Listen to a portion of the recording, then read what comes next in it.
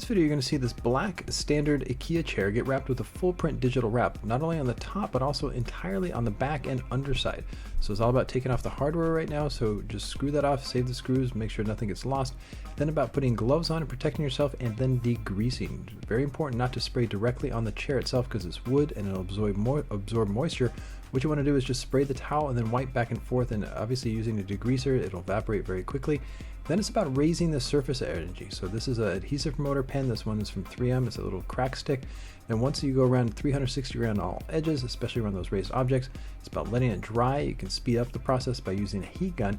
Then it's coming back with a full print piece. Now what's interesting about this full print piece is it has a line that needs to be centered and straight. So very important to make sure you get that set up. So it's about making sure you start at the right point and then making sure it's centered. It's very, very important. So taking time, and there's a little two kind of scoops on either side that separates the top from the bottom. So cutting off a little bit of the material right now just to get a good read, and then measure this point here. So make sure it's obviously the same left to right, top to bottom. And that just makes this a little difficult because chairs are a little funky. They got that curve on them. So not only you have to make that point straight, you have to make sure that it stays straight from the bottom and towards the top. So right now I'm really focusing on those raised objects, and those raised objects don't need a tape measure for there. I just want to make sure that that green line is exactly the same for those raised objects. Once that's set now, I can flip this piece over, and then once everything's good, I can kind of keep this backing paper on and then squeegee it down towards the top right now. So very important to just kind of keep that backing paper on, squeegee left to right. Once that's set, notice what I do here is I'm going to lock the excess material onto the table right now. The reason I'm doing that now is when I work the bottom section now, the chair doesn't shift. So I'm actually using the table and the material to keep it in place. Don't need an extra set of hands. And now it's about just kind of using a nice, good enclosed relief cut right now, kind of cutting on the high side of this raised object, angling my blade in so I don't come up short.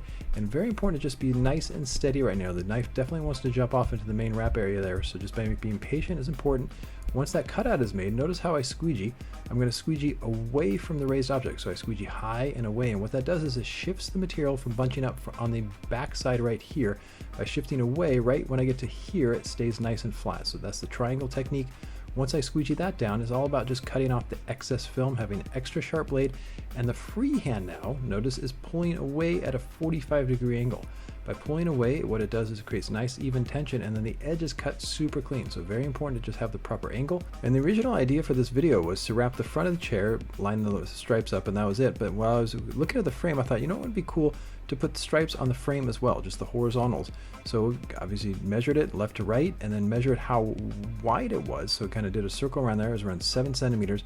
So then once I'm got that measurement, and I'm going to kind of cut everything out. So just using a scrap right now. So it's always a good idea to save your scraps with the liner on, because then you can kind of do stuff on the fly and kind of take that chair up to that next level.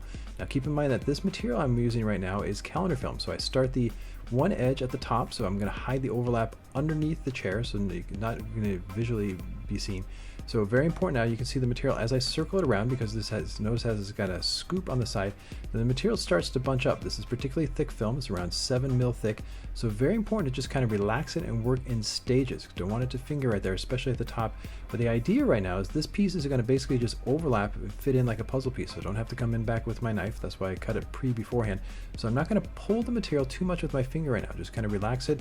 Use the hard part of my squeegee. And the main thing that's relaxing it right now is heat.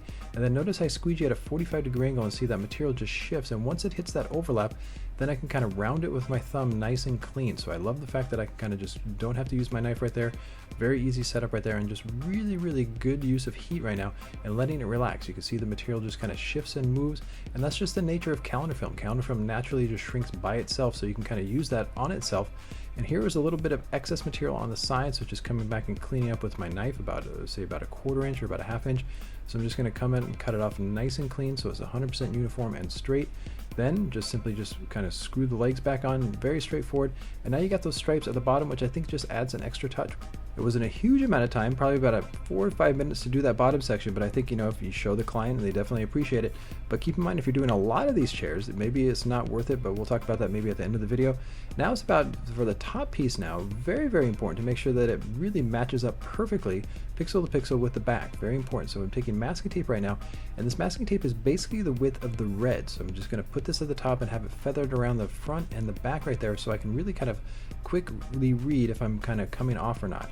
So in this case, instead of making a horizontal backing paper cutter, I'm doing vertical right now, and then I'm going to do cutouts on the side. So I'm basically making a cross right now as a good anchor point. And definitely do a lot of this style of backing paper cuts when I'm working with, let's say, interior film, but it transitions equally well to full print film on a chair.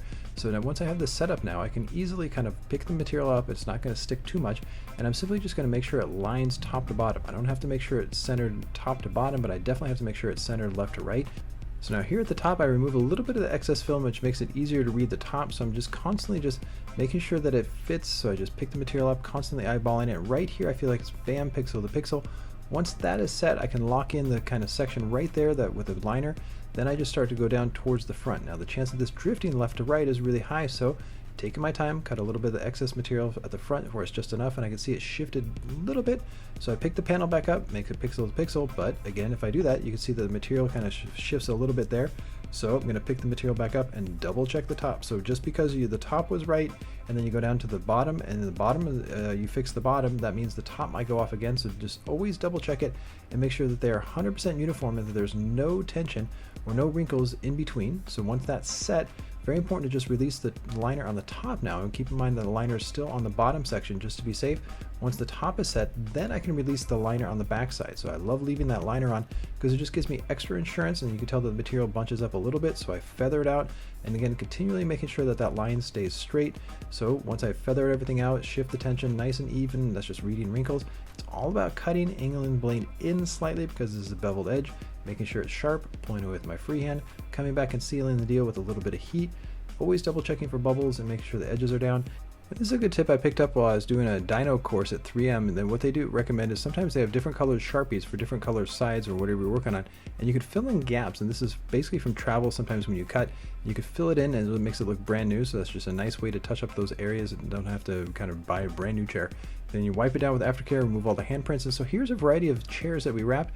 On this particular one, again, we wrapped the frame a little bit. This one wrapped fully underneath, but no frame. And this one, cut it short and then didn't have to take off the frame at all. So 3 different styles of wrapping a chair. You can choose which one fits you or which one the client wants. Just make sure you charge enough, because obviously the one you wrap full Monty right here definitely takes the most time. So I hope you enjoyed this video. Thank you for watching. Justin Pate.